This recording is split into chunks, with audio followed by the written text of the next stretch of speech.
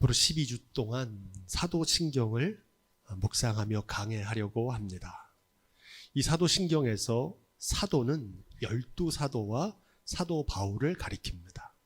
신경은 영어로 크리드라고 하는데 교리, 믿음, 신앙, 신념, 신조라는 뜻입니다. 라틴어로는 크레도인데 나는 믿습니다 이런 뜻입니다. 이 사도신경은 기독교의 교리를 함축적으로 요약한 공식적이고 권위 있는 신앙 고백입니다. 한마디로 이 사도신경은 성도들의 바른 신앙을 위한 길잡이라고 말할 수 있습니다. 기독교의 정통 신앙이죠. 1세기부터 5세기까지 약 500년에 걸쳐서 교회의 역사 속에서 완성되었고, 교회를 성경적인 믿음 위에 세우고 교회의 일치를 이루기 위해서 2000년 동안 지켜왔던 소중한 전통입니다.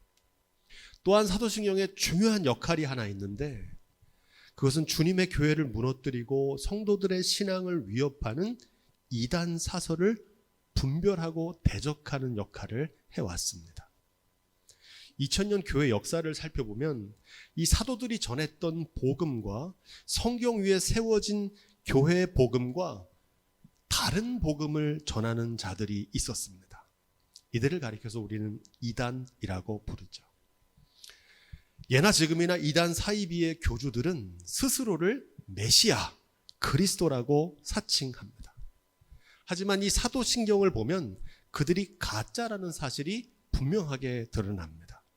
동정녀 마리아에게 나지도 않았고, 본디오 빌라도에게 고난을 받아서 십자가에 죽은 적도 없고, 사흘 만에 부활하시지도 않았고, 하늘에 오른 적도 없기 때문에 그들은 결코 다시 오실 재림주가 아니라는 겁니다. 그런 의미에서 오늘 첫 번째 시간인데, 전능하사 천지를 만드신 하나님 아버지를 내가 믿사오며, 이 문장에는 세 가지 의미가 담겨 있습니다. 첫째는 나는 전능하신 하나님을 믿습니다, 이런 고백입니다. 둘째는 나는 천지를 만드신 창조주 하나님을 믿습니다, 이런 고백입니다. 셋째는 나는 하나님을 아버지로 믿습니다, 라는 고백입니다.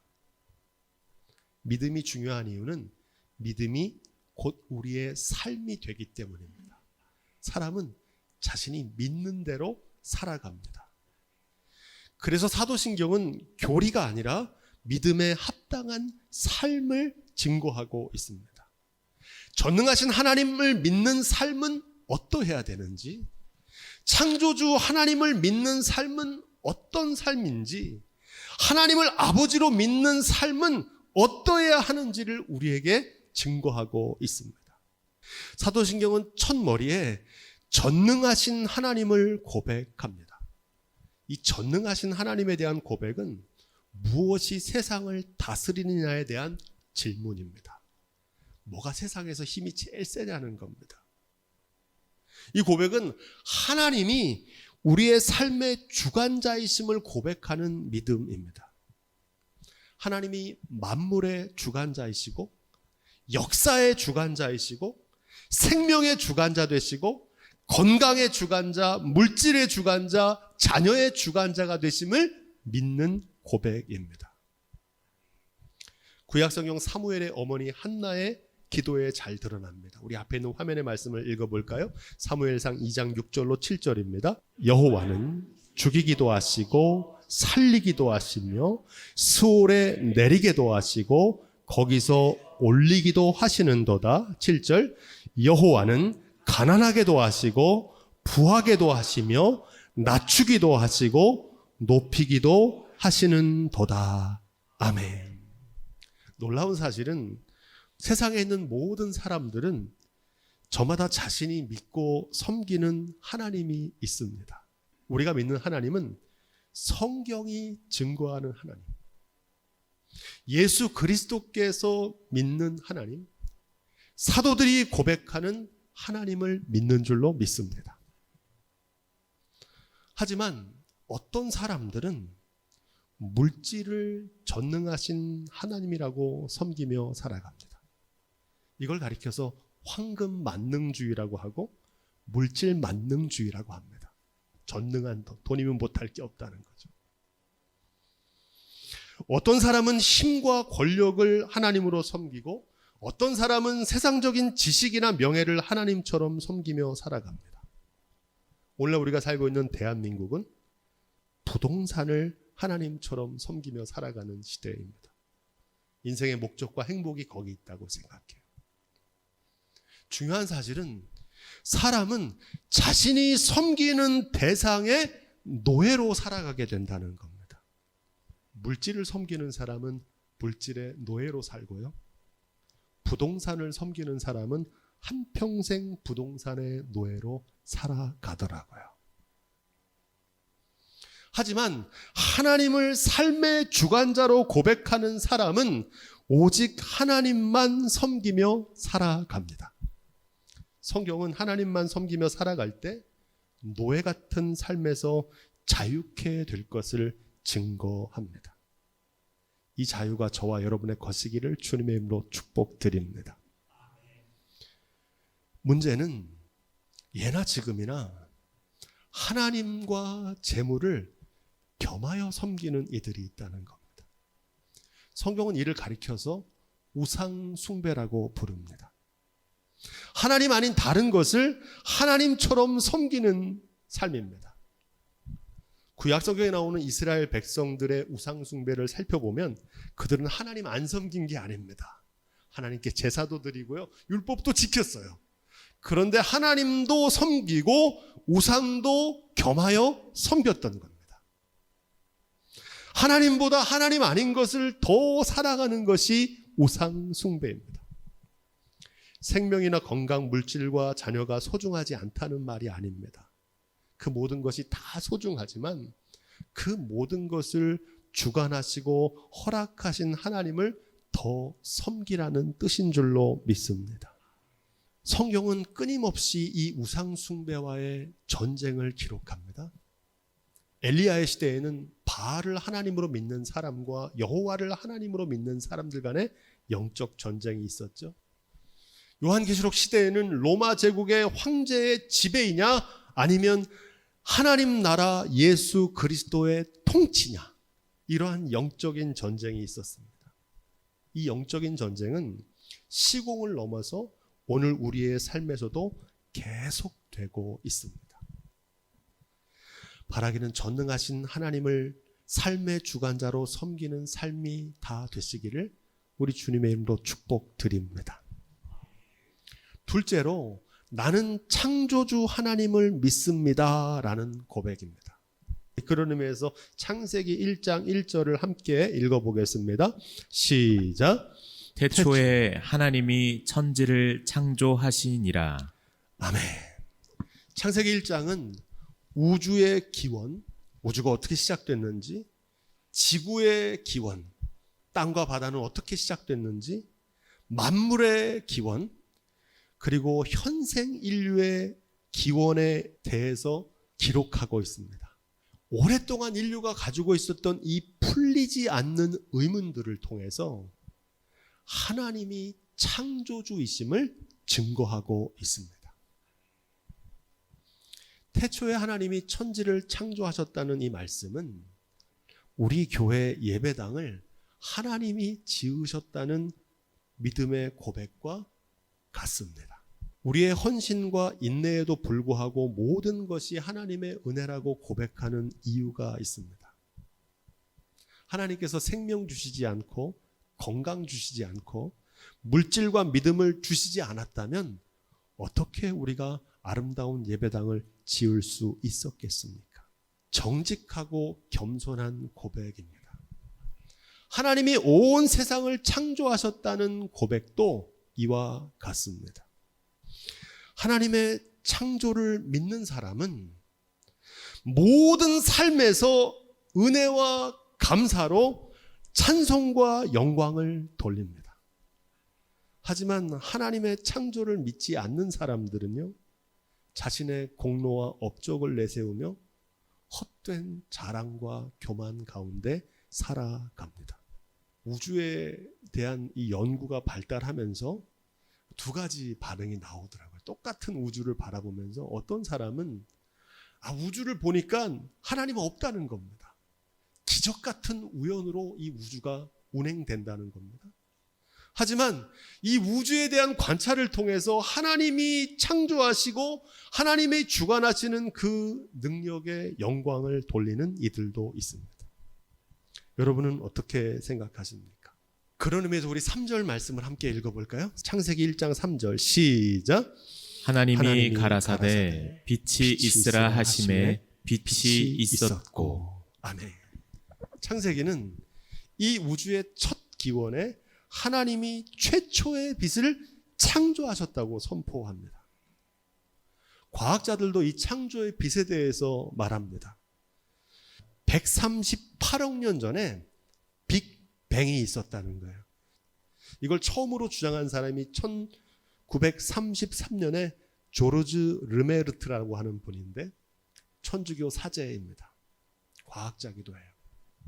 그분이 이렇게 기록했어요.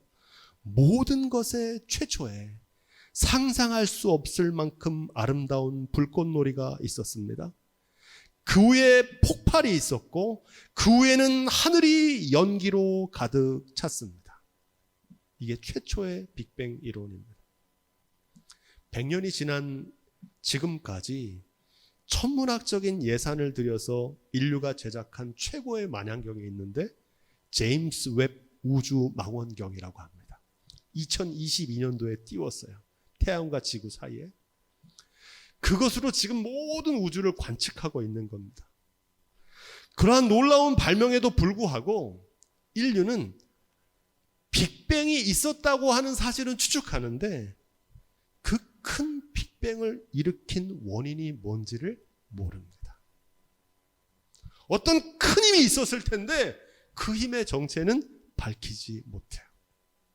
영원한 수수께끼입니다. 한마디로 우주는 미지의 영역입니다. 영어로 unknown이라고 해요. 침대는 가구가 아닌지 몰라도 창조는 과학이 아닙니다. 창조는 신앙입니다. 할렐루야. 하나님의 창조를 믿는 거예요. 하나님의 창조는 인간이 다 이해할 수도 없고 인간이 범접할 수 없는 신비의 영역이기 때문입니다. 창조신앙은 하나님 앞에서 인간의 한계를 정직하게 인정하는 겸손한 삶의 자세인 줄로 믿습니다. 창세기 1장은 하나님이 가라사대라고 하는 이 문장을 반복해서 강조합니다. 창조의 전 과정이 하나님의 말씀대로 이루어졌다는 뜻입니다. 온 세상 만물은 우연의 결과가 아니라는 거예요. 하나님의 섭리대로 창조됐다는 겁니다. 여러분, 하나님의 섭리가 뭡니까? 하나님의 목적과 뜻이 있다는 거예요. 우리 옆에 계신 분들에게 이렇게 인사해 볼까요? 당신을 향한 하나님의 섭리가 있습니다. 한번 인사해 보겠습니다. 당신을 향한 하나님의 섭리가 있습니다. 섭리가 뭡니까? 하나님의 뜻이 있다는 거예요. 여러분들 향한 계획이 있다는 겁니다. 우리의 인생도 어쩌다 태어난 우연이 아니라는 겁니다. 하나님의 섭리가 있다는 거예요. 이게 창세기가 전하는 메시지입니다. 이와 달리 우연에 의지하는 사상이 있어요. 그게 바로 진화론이죠. 이 진화론은 우연에 의존합니다. 강한 것만 살아남는다는 적자 생존을 주장해요. 강한 것이 약한 것을 지배하는 게 정당하다고 생각하는 약육 강식을 주장합니다. 이게 진화론적 사고예요. 하지만 성경은 그와 정반대를 말합니다. 진화론적 사고를 갖고 있는 사람들은 내 사전에 불가능이 없다는 오만과 탐욕으로 창조주 행세를 합니다. 천년 만년 살 것처럼 아나무인과 경거망동을 일삼아요. 바라기는 사도신경이 고백하는 대로 창조주 하나님을 믿는 믿음으로 죽을 수밖에 없는 존재라는 사실을 날마다 자각하며 사는 날 동안 우리를 지으신 하나님의 뜻대로 겸손하게 살아가는 저와 여러분들이 될 수 있기를 주님의 이름으로 축복드립니다. 이 하나님의 창조를 믿는 사람들의 삶입니다. 또한 하나님을 창조주로 고백하는 신앙의 중요한 메시지가 있습니다.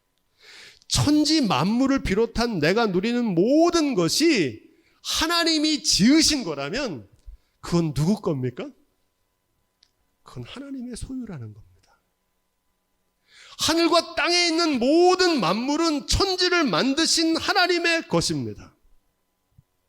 인류는 온 세상의 주인이 아니에요. 하나님이 창조하신 세상을 잘 관리하고 보존하는 사명을 잠시 위임받은 청지기인 줄로 믿습니다. 그래서 모든 만물은 하나님의 창조 질서에 따라 유지하고 보존해야 됩니다. 오늘날 인간의 탐욕으로 하나님이 아름답게 창조하신 자연 만물을 파괴하고 훼손하는 건, 전 지구적인 기후위기를 만드는 건 창조주 하나님을 대적하는 행위입니다. 창조주 하나님을 믿는 사람에게 또 한 가지 중요한 원칙이 있습니다. 사람을 누가 만드셨습니까? 하나님이 만드셨어요. 사람은 존귀하고 소중한 존재입니다. 남녀노소, 빈부, 귀천을 막론하고 사람은 하나님의 형상대로 지음받은 존귀한 존재라고 믿는 겁니다. 이게 창조신앙이에요. 잠언서 14장 31절 읽어볼까요? 앞에 있는 말씀입니다. 시작. 가난한 사람을 학대하는 자는 그를 지으신 이를 멸시하는 자요, 궁핍한 사람을 불쌍히 여기는 자는 주를 공경하는 자니라. 아멘. 이게 창조신앙이에요. 하나님이 창조하신 생명, 인권을 유린하고 압제하고 차별하는 건 창조주 하나님을 멸시하는 행위입니다. 창조주 하나님을 믿는다면 온 세상과 온 인류를 위해 창조 질서를 보존하는 일에 앞장서야 될 줄로 믿습니다. 끝으로 전능하사 천지를 만드신 하나님 아버지를 내가 믿사오며 라는 이 사도신경의 마지막 구절이죠. 한번 따라해 보겠습니다. 나는 하나님을 아버지로 믿습니다. 아멘. 우리가 늘 배웠죠. 누가 하나님의 자녀입니까? 앞에 있는 화면의 말씀 볼까요? 마태복음 12장 50절 시작. 누구든지 하늘에 계신 내 아버지의 뜻대로 하는 자가 내 형제요 자매요 어머니라 하시더라. 아멘. 누가 하나님을 아버지로 믿는 하나님의 자녀입니까? 입술로 주여 주여 하며 교회에 출석하는 사람이 아닙니다. 하늘에 계신 내 아버지의 뜻대로 행하는 자가 하나님의 자녀입니다. 사도 바울은 전능하사 천지를 만드신 하나님을 아버지를 믿고 자녀로 사는 삶이 무엇인지를 데살로니가전서 5장 16절로 18절에 기록합니다. 우리 그런 의미에서 다시 이 말씀, 잘하는 말씀이지만 함께 읽어볼까요? 시작. 항상 기뻐하라. 쉬지 말고 기도하라. 범사에 감사하라. 이는 그리스도 예수 안에서 너희를 향하신 하나님의 뜻이니라. 아멘. 하나님의 뜻이 뭔지를 분명하게 밝히고 있죠. 이 하나님의 뜻대로 사는 게 쉬울까요? 어려울까요? 어렵습니다. 어떻게 항상 기뻐할 수 있고, 어떻게 쉬지 않고 기도할 수 있고, 어떻게 범사에 감사할 수 있을까요? 그 비결은 하나님을 아버지로 믿으면 됩니다. 하나님이 나의 아버지로 믿어지게 되면 이러한 삶이 이루어집니다. 창세기 1장 5절 말씀 우리 그런 의미에서 다시 한번 읽어볼까요? 창세기 1장 5절입니다. 창세기 1장 5절. 이미 제가 다 강해한 내용이지만 다시 한번 묵상해 보겠습니다. 시작. 빛을 낮이라 칭하시고 어두움을 밤이라 칭하시니라. 저녁이 되며 아침이 되니 이는 첫째 날이니라. 아멘. 하나님께서 아무것도 없는 혼돈의 빛을 창조하신 첫째 날은 우리가 생각하는 낮과 밤, 하루 24시간이 아닙니다. 오랫동안 교회는 이거를 첫째 날을 하루, 우리가 사는 24시간 낮과 밤이라고 해석해 왔어요. 여기서 문제가 있습니다. 왜 이것이 우리가 생각하는 하루가 아니냐? 성경을 보십시오. 해와 달과 별을 언제 창조하셨습니까? 넷째 날에 창조하셨어요. 그러면 첫째 날부터 셋째 날은 해와 달 별이 없어요. 우리가 생각하는 하루 24일의 기준이 아닌 거라는 겁니다. 이 첫째 날은 또 셋째 날까지의 모든 날들은 베드로후서 3장 8절에 기록된 대로 한번 따라해 볼까요? 하루가 천년 같고 천년이 하루 같은. 아멘. 이게 하나님의 시간이거든요. 우리가 생각하는 하루가 아니에요. 중요한 사실은 하나님의 창조가 아침에서부터 저녁까지가 아니라 오늘 말씀에 어떻게 이루어집니까? 저녁에서 아침으로 이루어진다는 겁니다. 이게 중요해요. 하나님은 밤을 낮으로 어둠에서 빛을 창조하시는 분인 줄로 믿습니다. 창세기 이걸 전하는 거예요. 우리를 절망에서 소망으로 인도하시고 슬픔을 기쁨으로 바꾸시는 분이신 줄로 믿습니다. 그게 하나님의 창조의 능력이에요. 전능하신 창조주 하나님을 아버지로 믿으면 그래서 항상 기뻐할 수 있습니다. 내가 사망의 음침한 골짜기를 지나간다 할지라도 두려워하지 않아요. 마침내 선한 길로 인도해 주심을 믿기 때문입니다.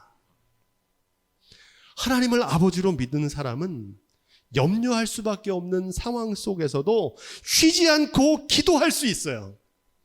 전능하신 하나님 아버지께서 자녀된 우리의 필요를 아시거든요.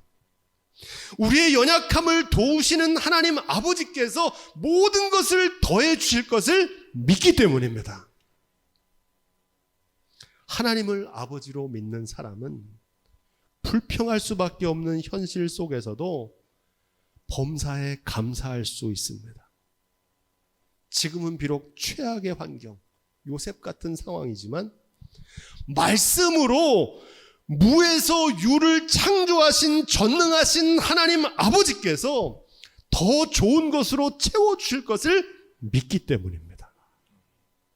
전능하사 천지를 창조하신 하나님을 믿는 이 믿음으로 분노할 수밖에 없는 현실 속에서도 기쁨을 빼앗기지 않고 근심할 수밖에 없는 상황 속에서도 기도를 잃지 않고 불평할 수밖에 없는 환경 속에서도 감사를 건져 올릴 수 있는 하나님의 자녀로 살아가시길 전능하신 창조주 우리 하나님 아버지의 이름으로 축복드립니다.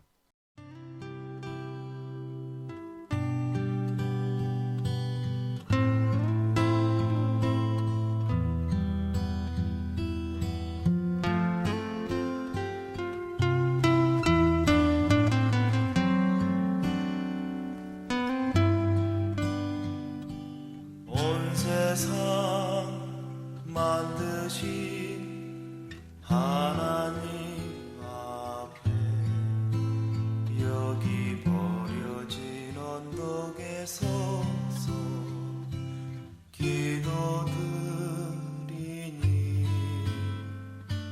눈물로 가꾸는 생명의 열매 함께 나누는 기쁨의 그날을 노래하네